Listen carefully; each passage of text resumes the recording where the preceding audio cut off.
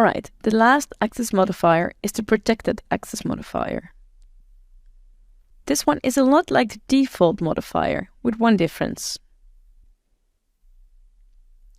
It's only accessible from within the same package and from subclasses outside the package. So you can access the protected members in the child classes that are outside the package. Here's an example of how to use the protected access modifier on a field. We have protected int x. To access and modify the value of x from within the same package, you would write, again, my class, give it a name, in this case object equals new my class, and then we can just access it directly.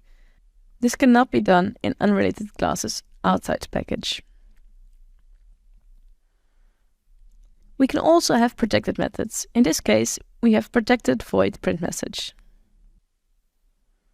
And we can access this one just like we could for the default level, with the addition that we can also access the print message in a subclass.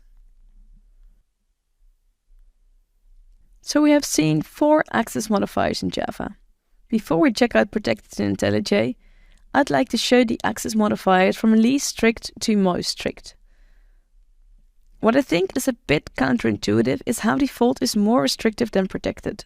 The word protected sounds stricter to me. Just remember, it isn't, since you can access the variables in one more place, namely the child classes.